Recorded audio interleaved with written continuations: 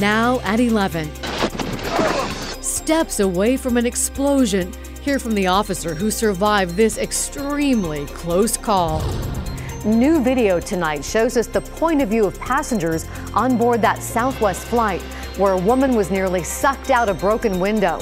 And the pilot tells us what likely went wrong and why it never should have happened.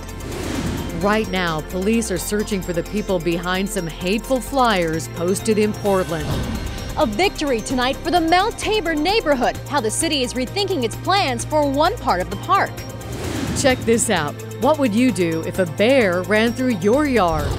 Plus, the committee leading the charge for Major League Baseball in Portland reveals what a proposed stadium might look like. Your news starts now. We begin tonight with the story of a pilot who saved 149 lives, landing her plane safely after an engine exploded. Thank you for joining us. I'm Laurel Porter. Tonight, passengers are praising the pilot. They say has nerves of steel. She came over and she told us, she was like, everyone, calm down. I'm gonna land the plane. Like, we're gonna be safe. That was the announcement Captain Tammy Jo Schultz made as her Southwest Airlines flight was dropping out of the sky. She remained calm after debris from the failed engine flew off, busted out a window of the cabin, and killed a woman who was nearly pulled out of the plane.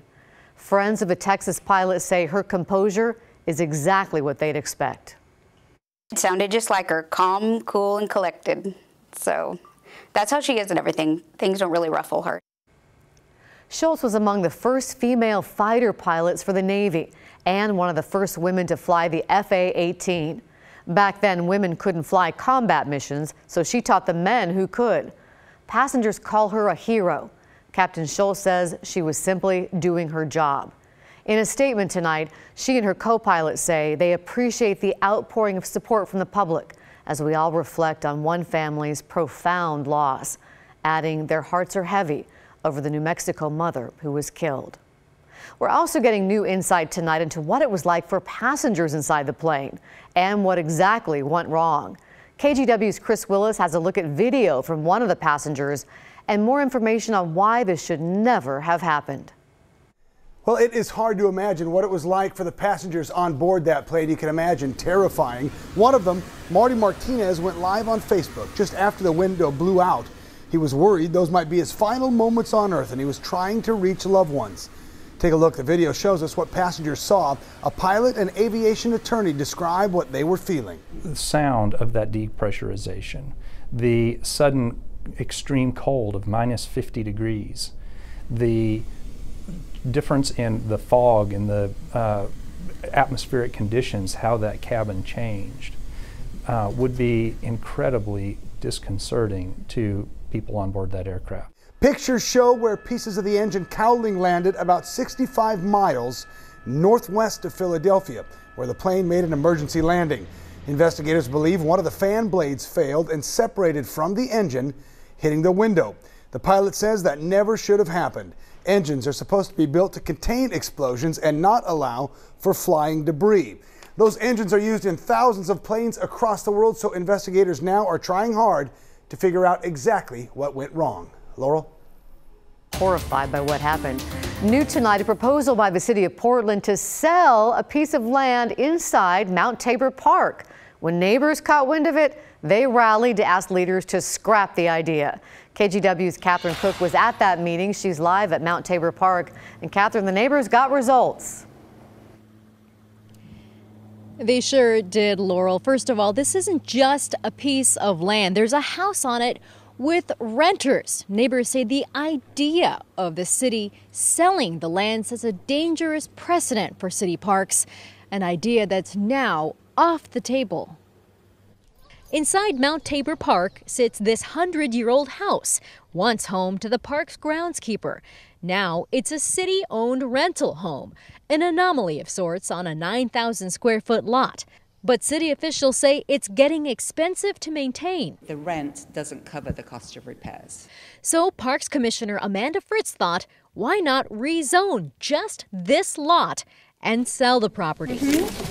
Fritz brought the idea to the Mount Tabor Neighborhood Association meeting.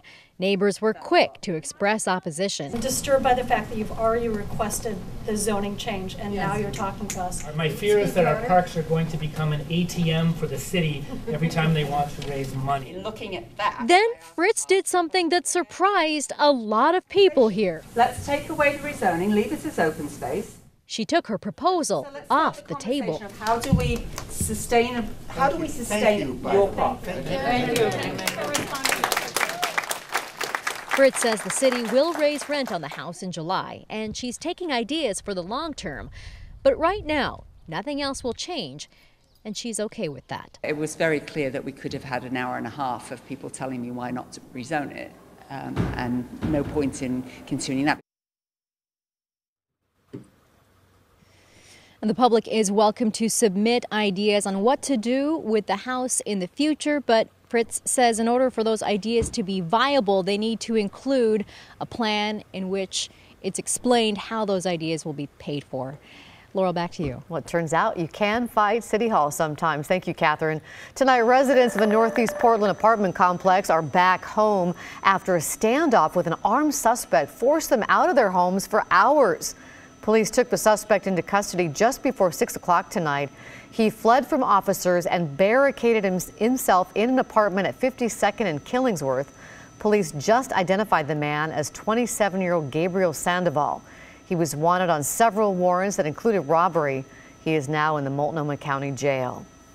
An update now to a story we've been following this week. The University of Portland has opened a Title IX investigation into an inappropriate speech made during an athletic department award ceremony.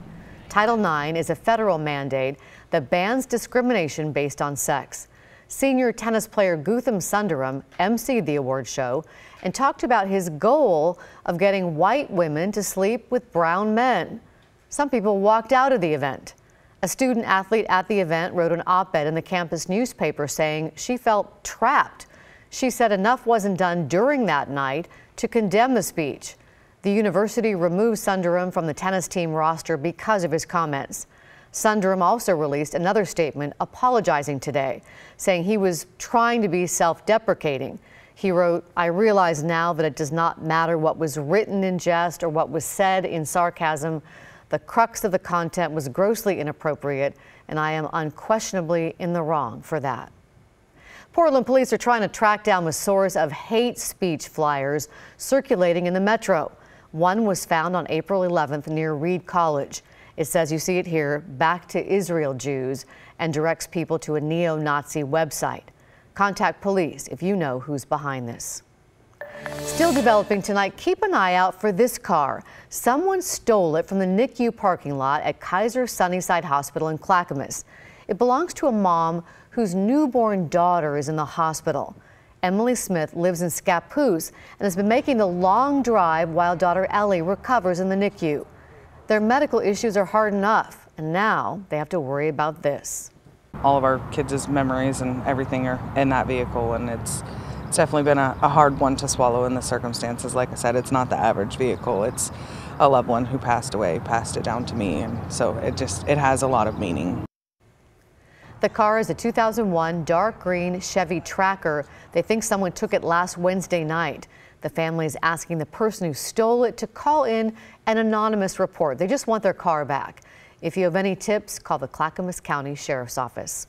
We learned about this story from a viewer tip. If you have a story idea, you can submit it on our website, email us at newstips@kgw.com, or just find us on Facebook. Now to the state of emergency in Paradise. Search and rescue teams have been working frantically in Kauai trying to reach flood victims after some of the worst flash floods the Hawaiian Islands have ever seen.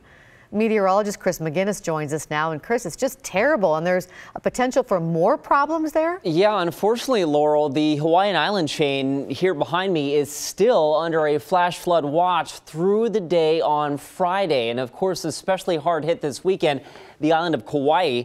32.25 inches of rain measured in just a 48-hour period in Wainiha, and then Hanalei, about 28.5 inches of rain on the northern part of Kauai. And again, that is an area that may get more rain as we head into Thursday and Friday. So just devastation there.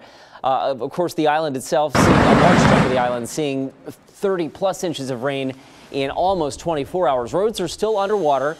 Homes were washed away, and some tonight are still awaiting rescue.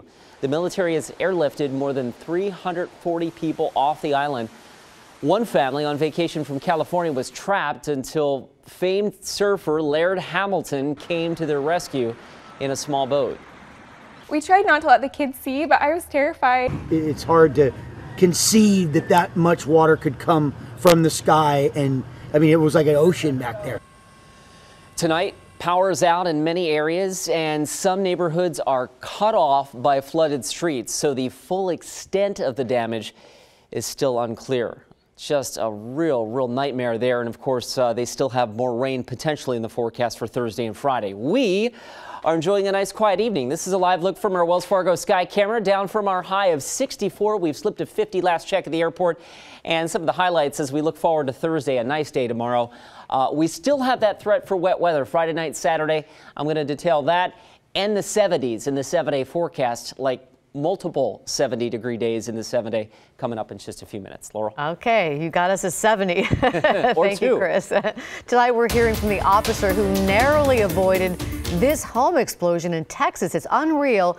Just as Officer Travis Heiser was pulling up to a call of a car smashed into a home, a gas line that had ruptured exploded. Watch this. Luckily, we didn't get there faster. Luckily, I didn't walk right up to the house. Lucky I was able to cover up my head and not get hit with more stuff. He says it was divine intervention.